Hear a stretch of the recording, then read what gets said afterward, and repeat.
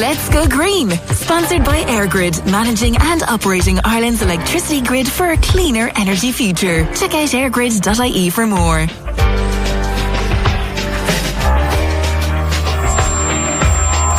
Good evening and Happy New Year. You are very welcome to the first instalment of Let's Go Green on Midlands 103 this year on this frosty Monday evening with myself, Zoe Ryan, in for Aisling O'Rourke.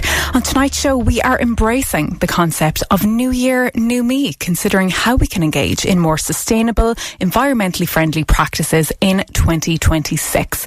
From donating to our local charity shops to educating ourselves on climate change to making more conscious shopping choices. Are you taking on a green orientated resolution this year? And by that I mean actions that will have a positive impact on the environment. Let me know. Drop me a message on the Midlands 103 text or WhatsApp line on 083 3010 103. Now, January is a time when we tend to do a big clear out. Over the Christmas we all, to some extent, overindulge, buy too much, get too much, and then January comes and it's time to do a bit of damage control. You know yourself, the decorations are being taken down, put away.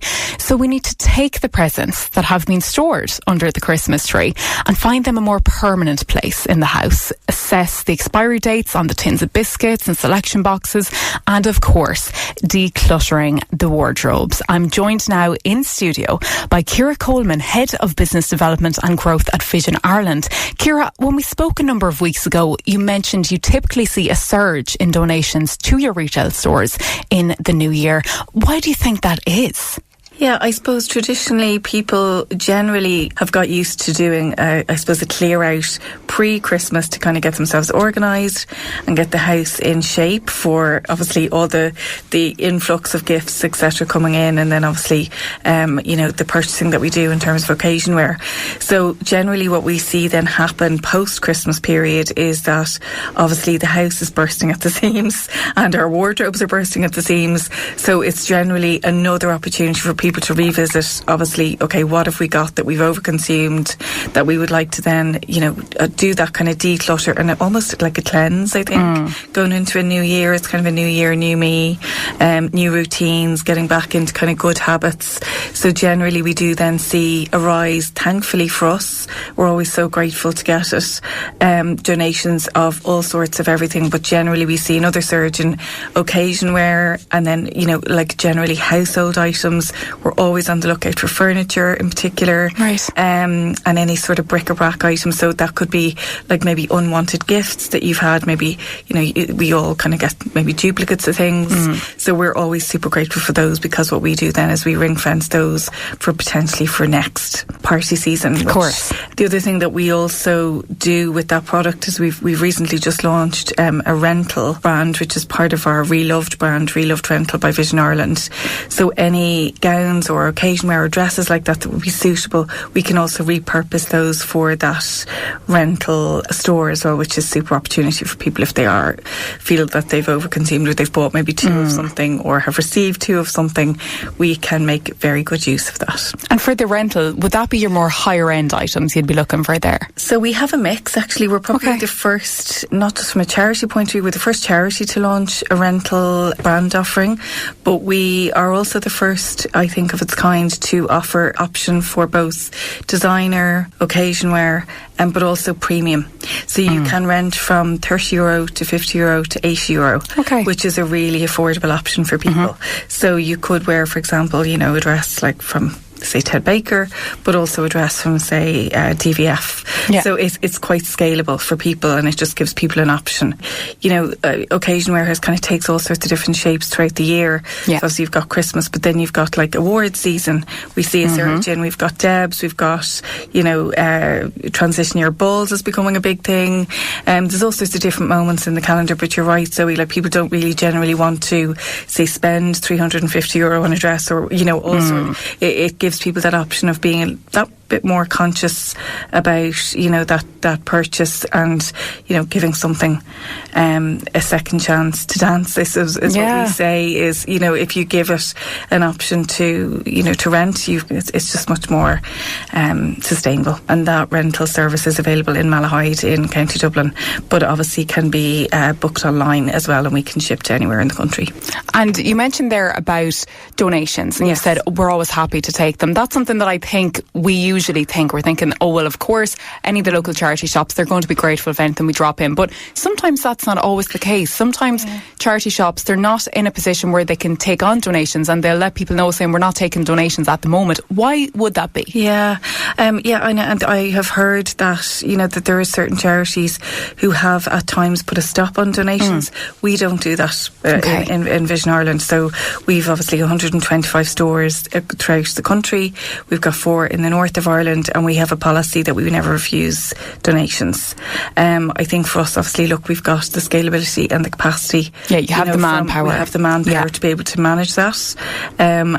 So I think it does give people that comfort to know that if you do come to one of our stores, we will happily always accept any type of a donation. And over the Christmas period, obviously it's a time when a lot of toys would have been given, with both, Santa coming, relatives bringing loads of things. As you said, it could be a case that children are just getting too much, or the duplicates type of a thing. But not all of the stores would take toys. So for instance, if we look at Vision Ireland in the Midlands, which of your Midland stores do take on toys that you could drop them down to them? Yeah, good question. So toys generally we had a rule of kind of not accepting. This year, though, we have taken a different view, because I think, look, there's been the cost of living crisis for people. There is that probably more of a demand for us to offer toys as an option for people to repurchase. So we are accepting them from actually only very recently in the last few months. Right, so you can drop into any of our stores and accept.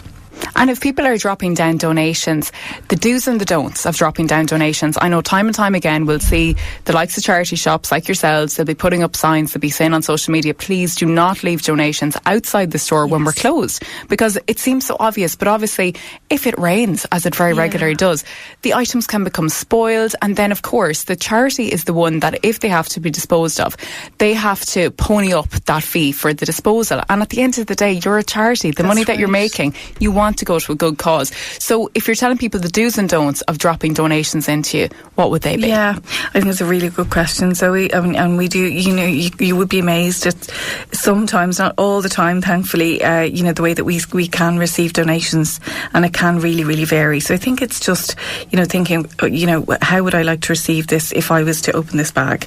Because obviously somebody has to process it, handle it, open it, steam it, make sure that it's ready for resale. So to make sure that the items are clean. That's a basic. Wash them before you drop them down. Exactly. That if they can be categorised, so that they're not in with, say, other household I had objects. wondered that. Because sometimes when I'm dropping bits down, I'm obviously sorting them out in their areas, but then when I put them in the bag to drop down, I'm mixing everything. So you do prefer if someone's going to organise it. If people can, and if they have the time, we're super, super grateful for that. But obviously that's not always the case. But if it can be, it really makes a difference. And, I suppose a very basic one is just not to be mixed with any other waste or any other rubbish that maybe was meant to be disposed of. Of course, that does happen as well, and it just makes our lives a little bit more difficult. And as you say as well, not leaving bags outside a store when we're not open, because it gets ruined, can get wet, can get destroyed, and then we just have to recycle that product. So it's just actually, when you started off with maybe a very good intention of wanting to donate to a charity shop, then unfortunately it may not be in good enough condition for us to be able to resell it. So it's a kind of a wasted exercise, really, I suppose. Yeah. And obviously, shopping secondhand in general, both from the likes of your charity shops, other secondhand boutiques, online secondhand shopping, it's now very much in vogue. Yes. Would you have seen from, even we'll say, the likes of Vinted has recently come to Ireland? Depop has been popping around for years. I myself have a Depop. I haven't got on the Vinted train yet, but I know when it came to Ireland, there was this boom of people selling online. Have you seen a shift maybe in the type of donations you're getting now because of the likes of people, they're not maybe dropping certain items into charity shop before because they're going, well, that's a bit better, maybe I could get a bit of money for that, I'm going to pop it on my Depop or my Vinted, my online store. So are you seeing a change in the donations you're receiving? Yeah, I think it's very much on our radar. So we obviously have an online presence ourselves for the designer side of our business. So that we have a platform on eBay, we do sell on Depop, and we also sell on Vestiaire. Vinted, we don't. We did try it, actually, but it's a very different consumer base, generally speaking. It is for, it's very much seller to seller at a lower price point. Right. So I think there is definitely a surge in demand, from, I suppose, maybe a more younger demographic who are looking to see, I'll chance my arm and see, can I get £5 for this or get a bargain bargain, for this? So generally we're seeing a lot of students do that. So it's one that we're watching, and absolutely we're very aware it could have an effect on the level of donations that we receive, which is why I suppose we're really grateful for opportunities like this, so we'd be able to do that call out and say to people, please remember your charity store, your local charity store, because we really need your donations. I'm after seeing a trend myself, and I don't know if it's on the back of like that about your Vinted and your Depop coming out, that I'm noticing that the prices are rising in your charity shops. And I'm just wondering, do you think, is that something that you think, is that right? You're going, well, we probably were lowballing it over the years. We're probably selling it for cheaper because we're going, well, look, we're getting it for free, anything at all we can get for a charity. Whereas I've noted that people who are working in the shops now, they're Googling, they're looking up the actual retail price and basing the price point off that. And sometimes I look at it and go, that's not exactly right. I think sometimes when they see the label, they're not always taking everything into account by going, well, is it has some sort of damage on it? Is it that it's a bag and that the hardware is scratched? Therefore, let's lowball the price a little bit. Let's not charge the like for like. And it's never that they're like for like, but sometimes I'm looking at items going, I wouldn't pay that for it. And I'm finding that I'm going back to the charity shops in my local area, that they're still your charity shop prices. They're not falling on that trend of going, well, let's have a nearly an in-between, maybe a halfway between the retail price and us price. So do you think it's right that charity shops are starting to put the prices up a bit, or do you think it's deterring people and that they're seeking out the lower price charity shops? I think it's a really good point. I think that you're absolutely right. There has been a surge in terms of, demand, and it's definitely more fashionable now we say shop pre-loved as opposed to second-hand, because we want people to re-love an item. Yes. So it's kind of the terminology that we use. I think there's definitely been a lot of controversy about certain charity shops who are, maybe taking advantage of that. We ourselves are very, very conscious of that, and we do look at that, across our store networks and make sure that we're being competitive and we're managing, what consumers perceive to be affordable, because ultimately we are there to be an affordable option for people. So it's something we stay very close to and we watch. We do use likes of Google Lens, for example, on designer items to be able to verify and obviously, come up with a price that's reasonable and fair. So I think it's something that it is really prevalent, and we are very conscious of that. What would your advice be to anyone who's maybe sitting there now after the Christmas, they're looking at everything in front of them going, there's far too much stuff in this house, I need to do a big clear out. Something that I know my godfather has been doing for years is he typically gets the same set of presents every year. I could list out, there's about 5 different categories of presents, but ties. Every year he gets loads of ties, and I know he has been in the practice where when he gets a new tie, he goes up to his tie department and he throws out a tie. So he'll give one away because he's putting a new one in, and that's his rotation done for the year. A practice we all probably should be getting into. So what would your advice be to someone who's looking at the house going, where do I start with this? I think we generally say we work with declutterists called Kim and Lynn is the worst affair. And they have a really lovely phrase, which obviously they go into lots of houses around the country and do exactly that, and they help people with the decluttering piece, because it can be overwhelming if you've got a lot that you want to try and clear through. Definitely. But they have a really good saying, which is 1 in, 1 out rule. So if you're buying something new, you should maybe look at your wardrobe and think, okay, well, what have I not worn in the last 3 months or last season? If I didn't wear it last season, well, I'm probably not going to wear it again. So it is that kind of mentality of, being really honest with yourself and asking yourself some hard questions. And I think from the gifting perspective, we do, we all get maybe multiples of things. So just being really ruthless, I suppose, to a point. And, it can be quite cleansing and good for the soul as well to do that exercise. Absolutely. But I would say the 1 in, 1 out rule is a good guideline. And obviously there are items that they're not suitable to drop down to your charity shop. The reason why you might be throwing it out is like that. It's damaged, maybe it's got holes or tears. the likes of dropping them into your clothes banks. That's where they should go. Absolutely, yeah. Now, we will take those items as well if they are, and we can obviously recycle those to our providers. But generally speaking, we're very lucky. 70% of what we receive in terms of donations can be resold to our network, which is a really good statistic. And then obviously the rest of that product would then be recycled through providers that we work with to make sure it's disposed of ethically and responsibly. That's fantastic. I didn't realise that you offered that service as well, where, as you said, the items that the person's recognising, you shouldn't sell this on the floor, but here's a bag of stuff that maybe you can dispose of for me. We would call it rag, so we would just rag that. Fantastic, Ciara. Thank you so much for speaking with me. It's been enlightening. I find sometimes people, as you said, they have the best of intentions. They want to be dropping things down to the charity shop, but they maybe don't know where to start with or what items might be suitable. And then, of course, you have that conflict nowadays of going, will I put it online? Yeah, and I would say as well to people, you know, if you have a question on anything, from whether it's what to donate or, you know, pricing, anything like that, just, we love to chat in our stores. So, and we welcome all sorts of, you know, interaction and conversation. So chat in your local charity stores to the team, and they'd be more than willing to offer any advice that you need, and love to welcome anybody in and offer a cup of tea when we can as well. So yeah, please do. Service with a smile. Service with a smile. Yeah. Brilliant, Ciara. Thank you again. Thank you, Zoe. Thanks. I actually saw a lovely suggestion online over the weekend that if you have bought or received more tins of sweets and biscuits than you can get through before their expiry date, you can drop them into the likes of your local care facilities or nursing homes, who will put them to good use. I just thought that was a lovely idea. Up next, perhaps taking a course is on your to-do list for 2026. If so, this next segment may be of interest to you. Let's go green, sponsored by EirGrid, managing and operating Ireland's electricity grid for a cleaner energy future. Check out airgrid.ie for more. You are listening to Let's Go Green on Midlands 103 with Zoe Ryan. Is climate change something you constantly hear and read about, but aren't exactly sure what it is or what you can do to make a difference?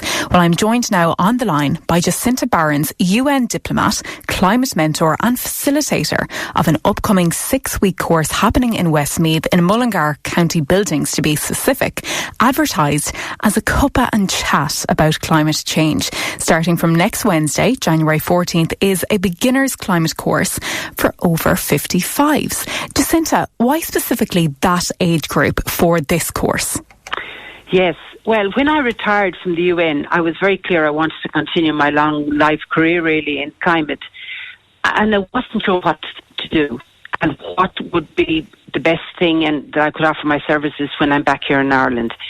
So I started talking with lots of friends and colleagues and so on, and it became evident to me actually that my own age group, we weren't connecting with climate change. We weren't relating. Anyone I was having a conversation of my age group, a lot of them were saying, oh, don't bother me, that's for the government to solve, that's for young people, look at China, look at America and so on.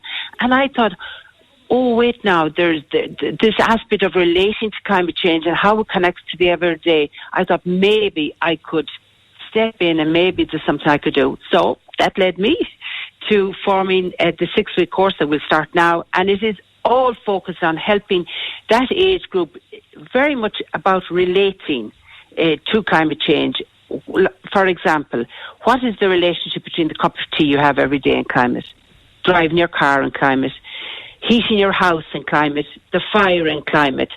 And I, in that first session, go into the aspect of why bother me, look at the aspect of why people say, well, I shouldn't bother, look at China, look at America, and we go into why it is that we should, and so on. So in that first session, it's very about making people comfortable, helping them to relate, something that they do every single day, and why it is that we're meant to take action. So that's the first session, and then there's several sessions after that. Talk me through the topics that you're going to be covering then over the 6 weeks. So the first session is helping people to relate, as I mentioned, the relationship between the cup of tea. So in the second session, then we go away and discuss a different topic, but totally related, which is behaviour. Because we might know everything and anything about climate, but what is our behaviour barriers that are holding us back? So we do a lot on behaviour. Then in the third session, we measure people's contribution to climate change. I do it in 4 areas: transport, the transport everyone uses every day. We do it for the house, everything in the house, from heating the house to appliances. The third area is all about food, and the fourth area is waste. So everybody at that end of the session knows what it is that their contribution is to climate change, and we do it in terms of how much tons are they producing of greenhouse gases. Again, I'll have explained what is this thing called greenhouse gas, so that'll all be familiar by then. And people can relate, well, how are they comparing with the average in Ireland? How are they comparing with developing countries? How are they comparing with, we'll say, other European countries? And that's a great way of relating and bringing it home to yourself, your consumption habits in your home. So then in the fourth session, we invite in an SEAI mentor, the local mentor, who will explain all the grants that are available to upgrade your house. They will explain every grant that's available for every type of insulation, be the insulation in the floor, the roof, the ceiling, whatever. They'll talk all about different kinds of solar renewables, talk about heat pumps. So all that information will be given, as I say, all about the grants available. What are the options? What is the money available? All again to try and reduce your impact on climate change from your behaviour in your house. Then in the fifth session, because in that session as well, people have to choose one action to do. It's either a transport action, a housing action, a food action, or a waste action, whatever that person can do. Some people choose big actions, some people choose small actions, whatever it is that person is comfortable doing. It could be anything from some people are choosing to put in insulation in their attic, others are choosing to reduce, we'll say, the temperature in their washing machine. Then we go back to behaviour, and we look in the fifth session about what behavioural barriers will stop you now or prevent you from doing the action that you've done. Then there's a break of 5 weeks while people go off and do the action. We come back in the last session, hear what people did, help them to measure how much greenhouse gases they've saved by doing the action. And this is all very interesting. Some people might choose, would say, not to, would say, go on a bus instead of a car, and would say once a week for 5 weeks. Then we measure how much they've saved. So that's always a very feel-good factor. And of course, I'm very much encouraging the men and women. I cannot stress more that this is a men and women issue. It's not solely women, it's not solely men. And in the room, when there's a mixture, there's a great conversation going on, from heat pumps down to how you batch cook, or what is it that one will do and not another do, or to be sharing experiences, who put in the solar, who didn't put in the solar. So it's all about helping people to relate. Many people out there are doing actions already, but they don't necessarily say it in the name of climate change. They may be getting a grant at the moment, but they haven't done it in terms of climate change. And the reason the money is made available to them as part of the grant is because of climate change. But they're maybe not making that connection. And if you feel, I really know nothing, this is very complex, be assured, every little bit of science that I will share, I will make it as simple as possible. In my role and my duty, I feel, in each session is to help people to relate. And as you said there, sometimes it's the language, the common terminology that would be used around climate change, that throws people off, where they might hear the word and then disassociate because they're going, I don't really get what that is. But as you said, we're all probably making small changes or doing actions that we don't even realise are all contributing towards making more climate-friendly options. We just don't realise that's what they are. Very much so. And it's nice for somebody then to understand, I've actually already started turning down my washing machine. What's the connection between that and climate change? And I really explain the science in very simple, really simple terms. Or somebody might say, well, actually, I'm now start taking the train, and my age group might be, some of us might be getting our free passes. I'm using the train more. I'm using the bus more. What's the connection between that and climate change? Or I'm using less turf for my fire or whatever. What's the connection? So I help them to make the connection between the everyday and the climate change. If you look around the country, young people now going to school, they're much more aware because they're taught about the climate as part of their school curriculum. But when we were going to school, climate wasn't even mentioned. So many of us went to school, went to college, and it wasn't a thing then. So somehow all of a sudden we're meant to be able to know what this is, but we never learned it. So I feel that there's a gap out there in terms of making awareness of what is this thing and how we can be climate friendly. And I'm hoping to, through the course I'm doing and going around from county to county, try to fill that gap a little bit. It's 10 o'clock in the morning, 10:30 it starts, to 12:30 there's a break for a cup of tea. There's lots of great chat, great conversation going on, lots of reminders, because at our age group we like to be reminded this and that every time. So I always start with a little reminder, what is this thing called climate change at every session, so that everybody feels comfortable. Another reason I have it for 6 weeks is it's the acknowledgement that climate change is complex. And when you go to one session, and if you're new to the topic, you're not going to come home and feel, I'm going to change the world in one session. It doesn't work like that.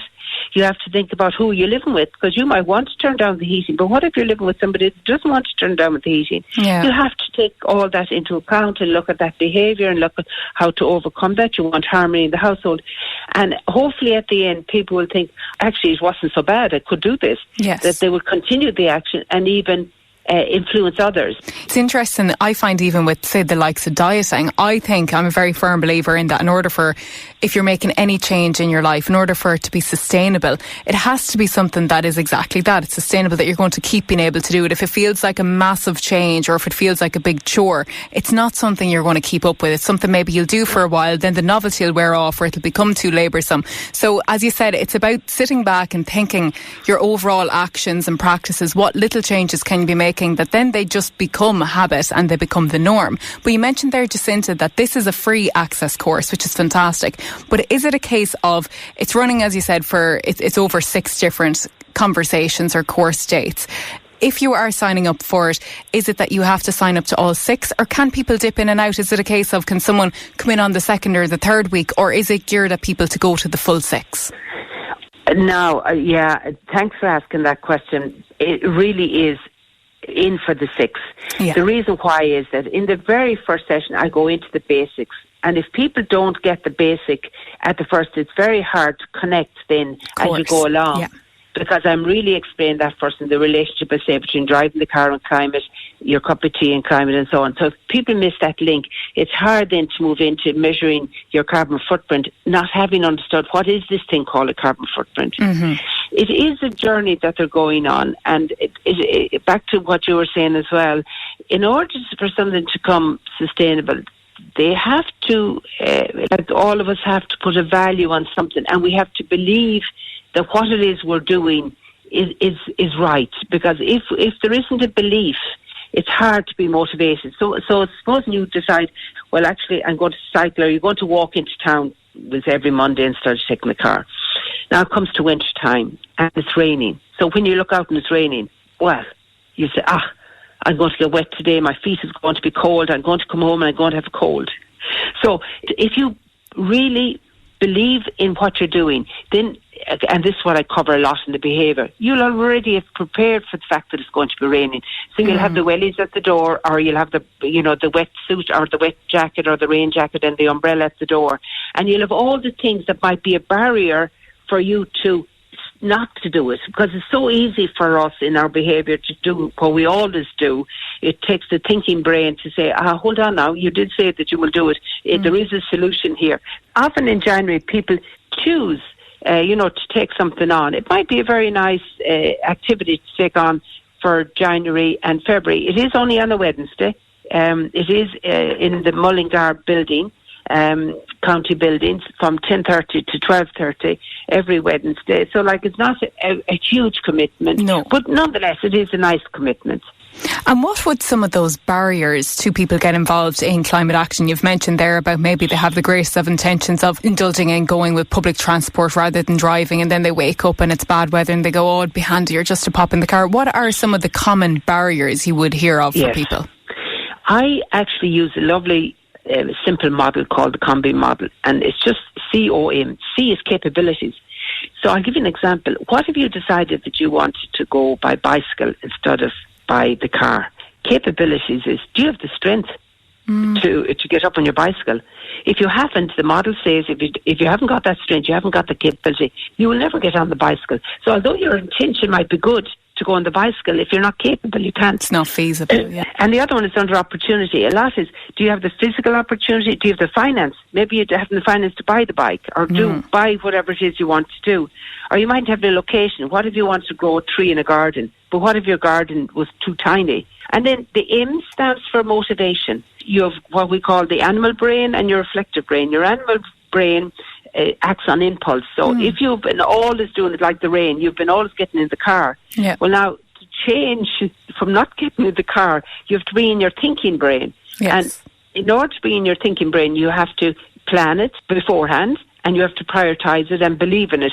So we go through that for every little action anyone has done. We see, is it a capability that's holding you back? Is it an opportunity part that's holding you back? Or is it a motivational? And generally, often people find it's motivational. And that's why you're really, a bit like the rain, your impulse is, well, I go out every day if I'm whatever. Your impulse is, oh, well, if it's raining, I won't go out. I'll get cold. My feet will get cold and I get flu. Now, if that's your animal brain telling you that, now you have to overcome that with your thinking brain.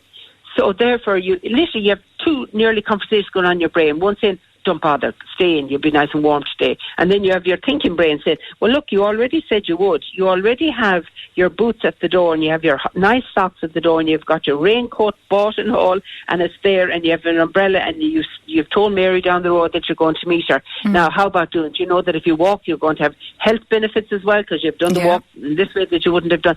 So you have this constant chat with your animal brain and your thinking brain. But if you then come back to, and this is where, come home to the value you've placed on doing it. And that this is why I keep saying that over the 6 weeks you form a value of, am I doing it? Some people have said, I'm doing it because I want my grandchildren to experience some of the lovely things that I've experienced growing up. Now, when you're at the door and it's raining outside, you go back to that value. I'm doing it. Why? Because I've said I want my grandchildren to hear the corncrake again, or I want them to see the wonderful river, or the water that flowed in the river that I was able to go to, or whatever it is that you did. That's your motivation. And that should become your motivation. Yeah. Jacinta, it's fantastic. Thank you so much for giving me so much of your time today. It's great to hear that, as you said, you're widening up that conversation and education for the generation that you are of, that older demographic, because it can very much feel like it is a younger person's interest and a younger person's programme. I know, even as you said there, when I was in school, it wasn't really heavily focused on. It's only really in recent years that we're seeing that younger demographic, the newer generations that are coming up the ranks, they're really putting a focus on it, and they're getting the education and they're well up on it. Whereas those of us who have left school for some years, we don't have that knowledge, and maybe we're engaging in practices we don't realise are as harmful as they are, and that if we were to make just small changes, it could make a massive difference. So it's great that, as I said, you're educating that group that you've identified don't always get a look in when it comes to these type of things. Absolutely, totally agree. And as I say, I'm very much encouraging men and women, because all the topics covered are involved with both men and women. Yes, absolutely brilliant. Jacinta, thank you so much again. Thank you, Zoe. Thank you indeed. And you can get in touch with Mullingar Library or Westmeath County Council for more details on that. Still to come, have you heard of a Bainne bot? It's coming up after this. Let's Go Green, sponsored by EirGrid, managing and operating Ireland's electricity grid for a cleaner energy future. Check out airgrid.ie for more. It is Let's Go Green with Zoe Ryan on Midlands 103, where we have been discussing some environmentally friendly resolutions we can take on in the new year, and swapping out just one item in your weekly shop for a more sustainably produced or lower waste option can make a difference. Joining me now is Paul Molloy of Boora Bainne, a fresh milk company based in County Offaly. Paul, you've recently been awarded funding from Circular.ie. Before we get on to discussing what you plan to do with that, tell me about the origin story of the business. So we started Boora Bainne back in 2021. We focused on our vending machine for the first few years, and then we've branched out into off-site deliveries now to restaurants and coffee shops many around Tullamore. So talk me through the products and experiences, I suppose, that you offer. I see they also do kind of farm visits for the likes of schools, but talk to me about the product. Yeah, our product is primarily just pasteurised milk, but different to what you get in the shops. It's not standardised milk, so it's just straight from the cow, straight through a pasteuriser. We don't homogenise it. So if you have the product in a bottle and you leave it in your fridge for a day or two, you'll see that it's cream on the top, and the milk is left on the bottom. Okay. So it's a unique product in that regard. But there definitely is a market for that kind of milk. It probably started, to be honest, as a lockdown project. As many did. And just kind of grew and grew a lot more than I had expected.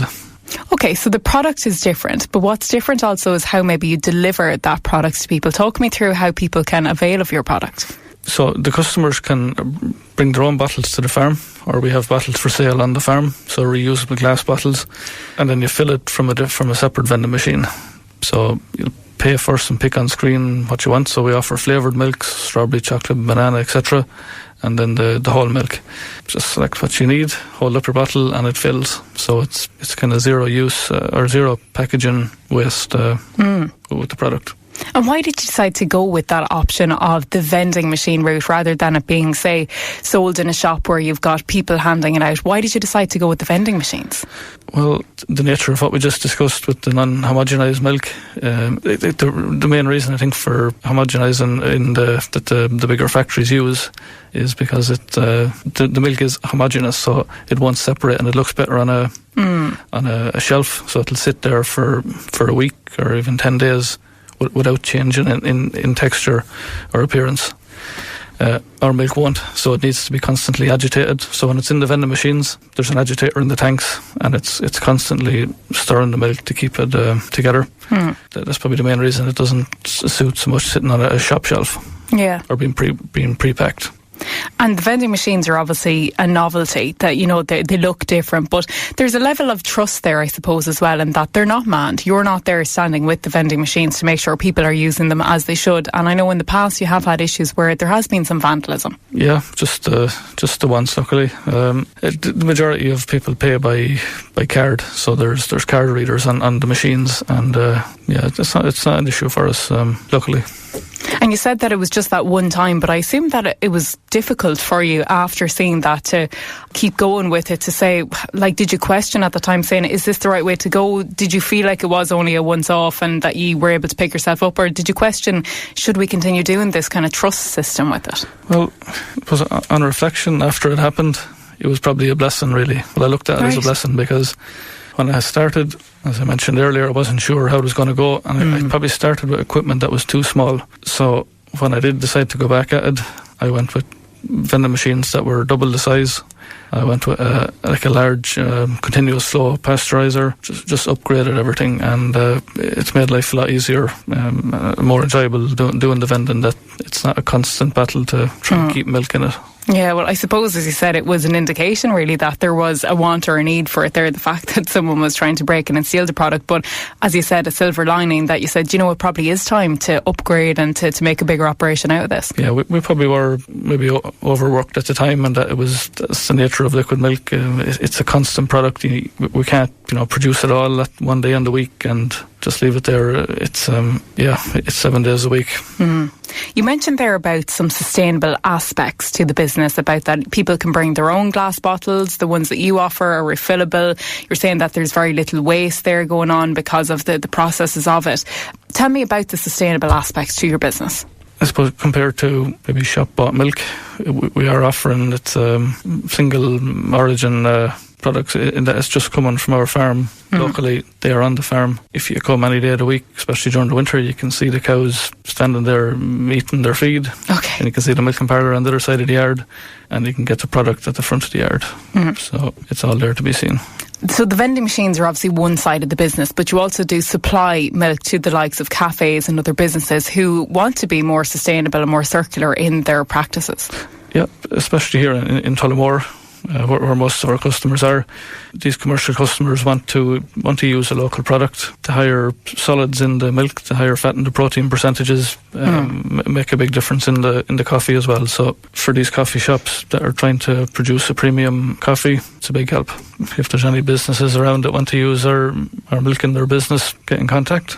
And you spoke about expanding before. Do you have any plans for any further expansions? I know that if we look at your offering, you have in the past done seasonal flavours. You offer your kind of basic flavours that you have year round. You said you've got your plain milk, you've got your strawberry, your chocolate.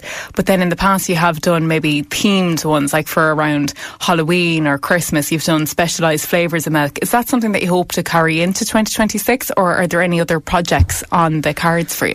Yeah, we're always looking at the different flavours, or whatever our supplier has, we'll try and let the customers try them. Yeah, projects for this year, I suppose, if anybody's following our social medias or has been on the farm, they'll see we're in the middle of a building project. So that's a complete new greenfield operation that'll have our milk pasteurising, cold storage, new vending machines, washing facilities. So basically just modernising the whole production. Maybe not in 2026, but going forward we have plans, and we're leaving provisions in the new business for separators and to separate the cream from the milk.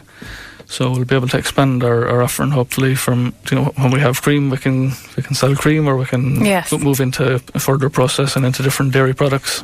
I was going to ask about, would you have any future plans of going beyond milk as an offering? We're exploring them at the moment, alright. And obviously the purpose of us speaking today is that you have been awarded some funding from Circular.ie. Tell me about that. Has that to go to a specific area, or is it for you to use as you please? Yeah, that's government funding there that we've received in the last month. It's specifically for advertising, social media or print or radio advertising. Okay. So our plan with that small grant is to promote our off-site milk business.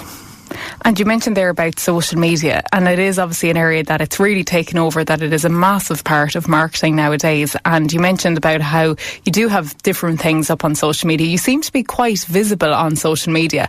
Is that something that you found was hard to embrace, or have you just gone, it's the way forward, we just need to do it? I've probably been lucky in that our product is unique, and a lot of local media outlets, maybe including yourselves here in Radio 3 and some of the local newspapers, have done articles or pieces on it, which has helped. So we've never had a huge spend on advertising, so I've been lucky in that regard. And what's next for you then? You've mentioned a number of different projects that are kind of coming down the line, but what's the one you're going to be focusing on first, going into the new year of 2026? As I mentioned there a few minutes ago, the new project. So the structure is up.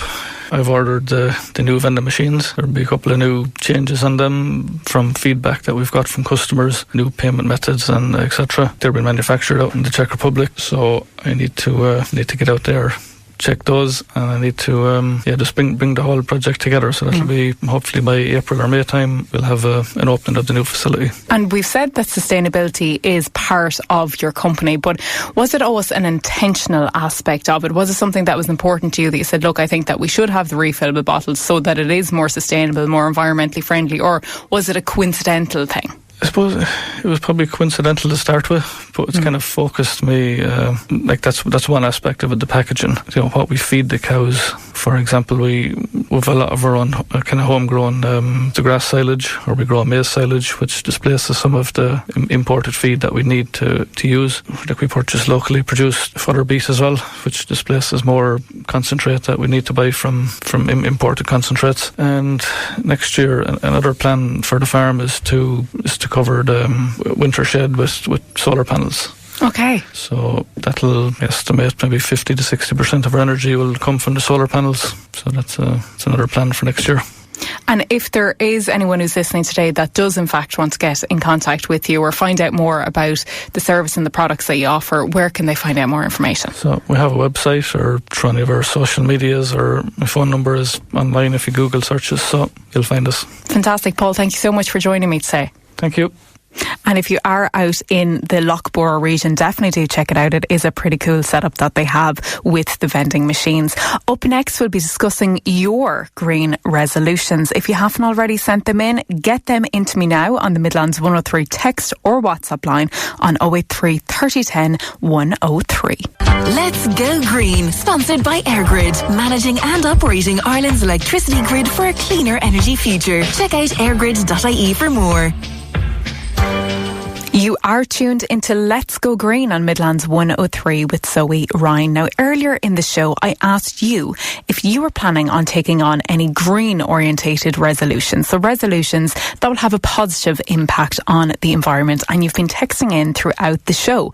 Teresa in Port Harlington has said she's going to start using the Too Good To Go app. Yes, that is something I keep meaning to explore. Basically, local supermarkets or independent shops put together items that they can no longer sell, but it's, not quite yet fit for the bin, so they're perfectly fine for you to take. They usually post first thing in the morning or late in the evening, letting you know that you can reserve a box of goods. Still perfectly good for a fraction of the price. I know Lidl's is €3. I think Aldi's one is $3.99. Centra, Applegreen, they all offer different bundles, and I know the bakery behind us even do it. I think it's $5.99, and it's great. We've gotten it a good few times before, where you get loads of loaves of bread and nice little bits like around Easter. We got even some of the hot cross buns, but you really kind of do need one of those big chest freezers if you're going to be doing something like that, because the size of all the loaves, and they really do pack the bag. But it's a great incentive to reduce food waste and save as well. So that's a great one, Teresa. Well done sending that one in. Tom says he'll be buying more whole foods rather than processed foods, saying it's a healthier option and generally less packaging. Yes, indeed, Tom, that's something that we can all be doing that would make a difference. Maria plans to avail of return schemes like the one in Boots. Yeah, I have seen that one. You can get points on your rewards card for returning empty product containers to your local Boots store. I believe you need to download an app on your phone, and you either need to scan or maybe it's take a picture of them before popping them into the box in the shop. I must look into that one more myself. But on that note, that is something that I would always recommend that people do at the start of the year. I guarantee if you go through your bathroom shelves and the cabinet, there are plenty of products there that have gone off. And the golden rule is look, smell and feel. Does it look, smell and feel as it should, or has it changed? In other words, has it turned?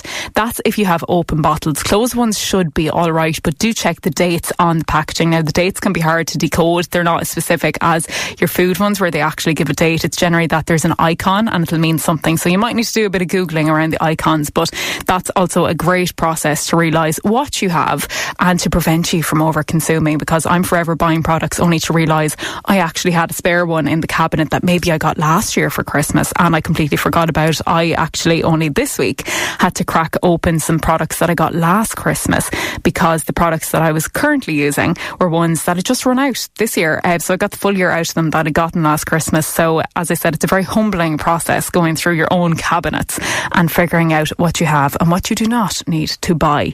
Less streaming and more watching the telly. That was a story we ran on last week's show. We discovered the true environmental impact of online streaming. So using the likes of Netflix to consume media, the amount of power and water, to my surprise, that goes into running the data centres. And tech journalist Adrian Weckler was on, and he informed us that sitting watching your traditional TV channels for a few hours is more environmentally friendly than viewing a film or series on one of your streaming services. So if that's something that you'd like to try and do, is swapping out a couple of hours of the real television rather than your streaming services, you're making a little bit of an environmental impact. Eating less meat is another one that has come in. Walk more. Yeah, definitely less fuel and emissions being used, or even just using public transport. I know we're still using emissions that way, but it is absolutely less. So walk more. Support local businesses. Yeah, absolutely. Another great one, because obviously you're helping the businesses, but there's less packaging, there's less fuel involved there because it's further, it's not as far away from getting from farm to table, etc. So it's always great to try and support the local businesses and buy local when you can. This next one I love comes in from Anne in Tullamore. Remember to bring the shopping bag, the reusable shopping bag. I'm definitely guilty of that one. Only yesterday I found myself in Lidl thinking I had brought enough reusable shopping bags with me, but I did. I bought one of the canvas ones, even though I didn't like the price of it, but I said, you know what, that's better than the plastic one, so I did do that one myself. Another one that's after coming in there is your reusable coffee mugs. Yeah, definitely one that I feel like we were all really on the train of pre-COVID, and then COVID happened and we kind of indulged in a lot of the disposables then again, about, this one-time use of things, because we were in the habit of it with COVID time. So I see people are making a comeback of bringing your reusable coffee mugs into work instead of bringing in a no mug and then having to get the disposable ones when you're out. And these are great suggestions that are coming in. I'd love to read through all of them, but I don't have time. But thank you so much for engaging in the show and sending all of those in. Some great green initiatives coming in there that we can all incorporate for the new year. That's it from me tonight. The fabulous Aisling O'Rourke will be back on hosting duties from next week. And as always, if you'd like to suggest a topic or guest for a future episode, get in touch at hello@communicationscoach.ie, and you can of course listen back to this episode and any past episodes on the podcast section of the Midlands 103 website or on your preferred podcast platform. Until next time, when I'm in this seat, good night and safe travels on them icy roads. Joe Cooney's up next with Country Roads.